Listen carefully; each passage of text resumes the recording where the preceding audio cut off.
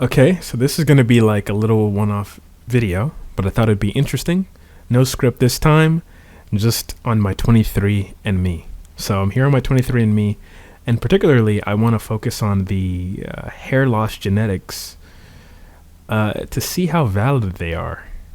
Now, of course, there's a chance for anything to occur, and maybe I was just so unlucky that I fell into the 8% chance where I would develop a bald spot, and also so unlucky that I fell into the 19% chance that I'll experience hair loss or thinning before the age of 40.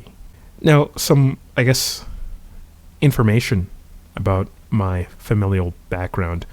My older brother, he went bald, I want to say at 20. He was a Norwood 6 at 20. So his shit went away pretty fast. My father, on the other hand, he had hair throughout his 20s, a lot throughout his 20s. It was only when he was like 35 when it started to go away. But his dad was Norwood 2 up until the end of his life. And he lived until, I want to say, like 80 something. So just to show you just the variety of genetics. My mother's father, on the other hand, he Norwood, I want to say 6 by the time he was 30 something. So let's look at the full report. So bald spot, not all balding is created equal. Ever noticed how some people lose hair at their temples while others lose it at the top of their heads? If you go bald, genetics play a role in the patterns. In the pattern, yours follows. So, looking at my 23andMe, with my genetic combination, so it says, Kwaku, the combination of your genetics and other factors makes you unlikely to have a bald spot. Cap, because obviously, the theme of this channel. So, 92% of people with my combination don't have a bald spot, but 8% have a bald spot. Now, when we come over here, it says, how did we calculate your result? We added up the effect of your genetic variation, of your genetic variance at 9 places in your DNA, genetic markers, plus the effect of other factors, including your age.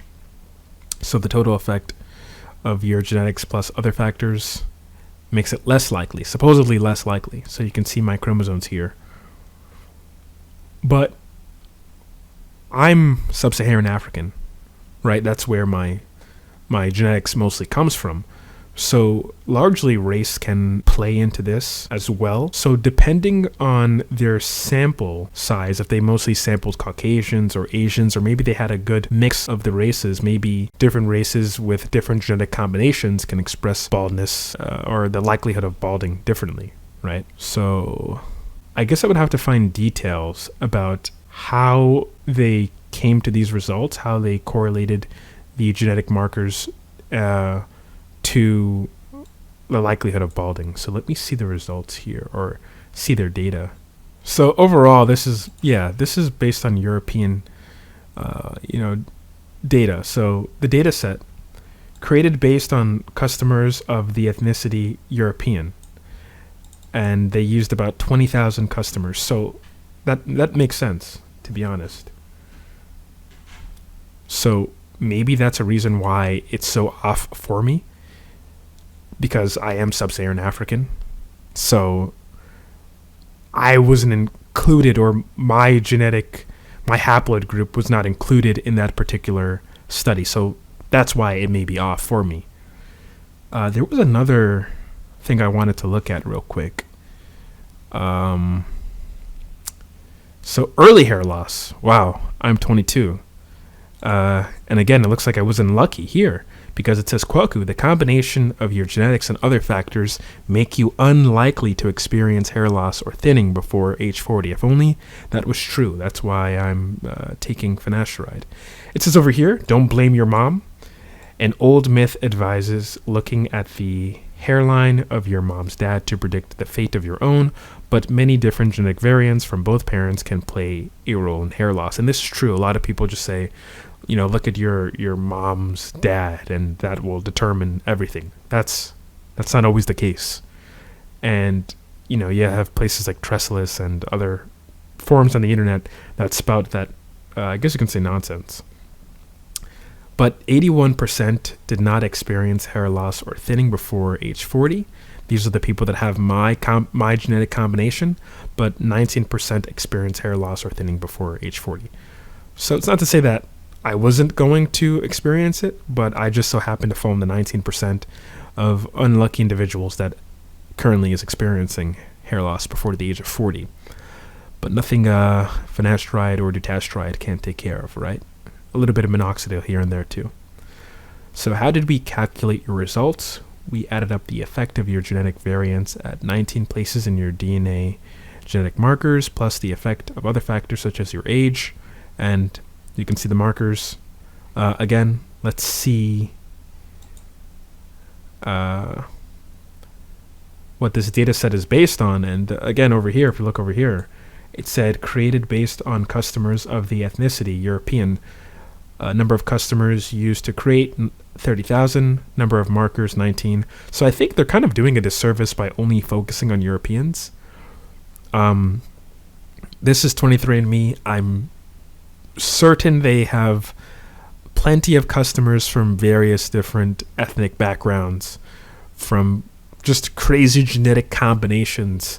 I know this one girl, she's like half Asian, quarter black, just like black, white, and Asian, just this crazy combination. And I've seen her 23andMe, and it's quite fascinating. So my point is, they could very easily just open up their sample size and start looking at different ethnicities, trying to see, the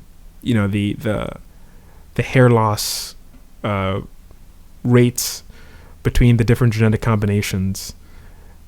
Because, at least for me, when you take my genetic combination as a Sub-Saharan African and you place it in the European data set, it looks like I'm part of the unlucky ones that experience hair loss. But it could be within my group, my combination is about 80% will experience hair loss before age 40, or hair loss potentially in the future or very early, whatever.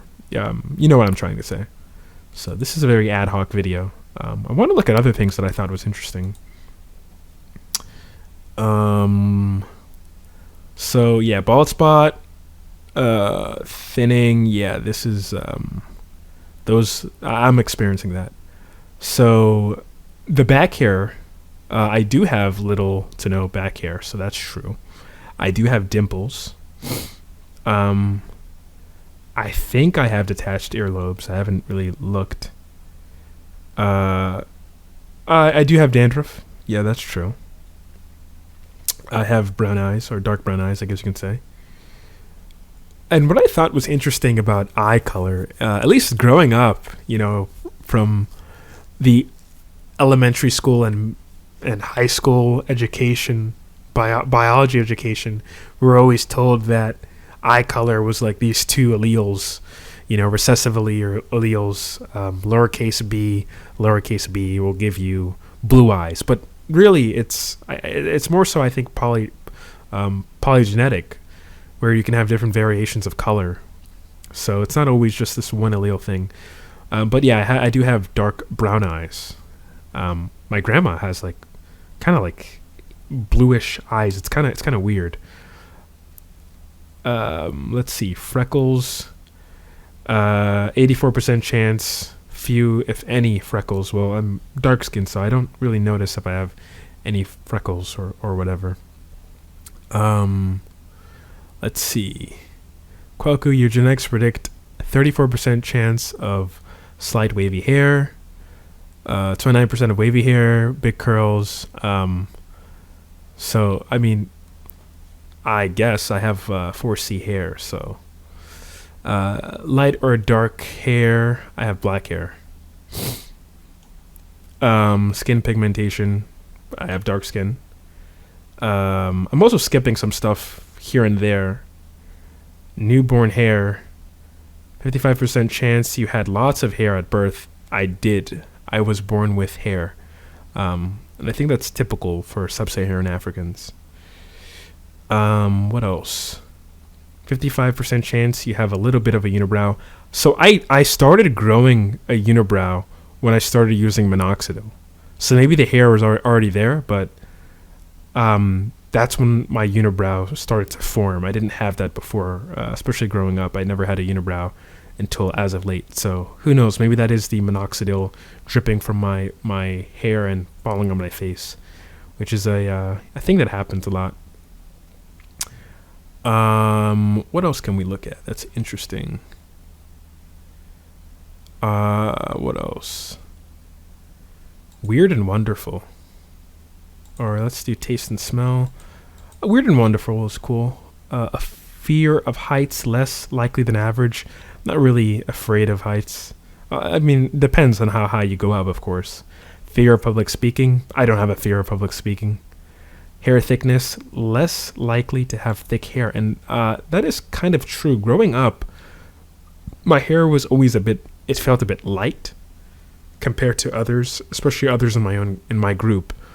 So I'm talking about when I was like 6. This is before the male pattern baldness. When I was 6, it was a little bit like light, but there was a lot of hair and there was some density, but it just felt light to the touch in terms of texture.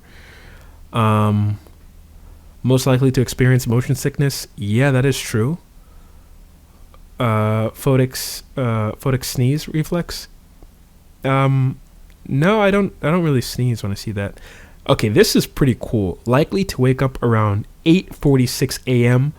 This is okay. It says over here, Kwaku people with your genetics in their 20s wake up on average around 8:46 a.m. on their off days. This is so true for me.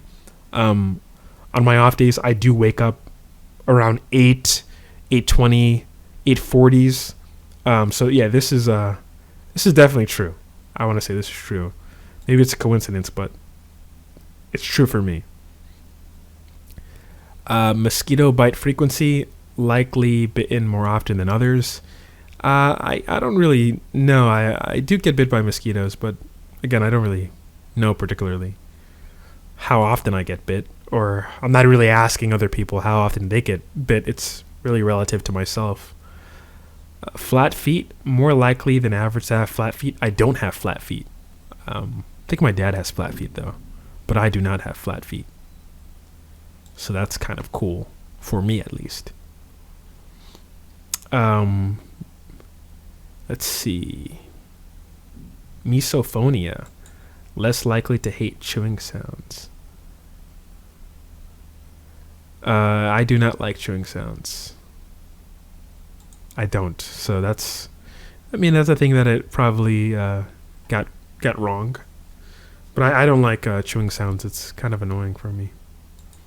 Taste and smell. Asparagus odor detection. Likely can smell. I don't know. I can't say that I ever could smell it. Bitter taste. Likely can taste. Yeah, I can. Cilantro taste aversion. I like slightly higher odds of disliking cilantro. I like cilantro. Ice cream flavor preference.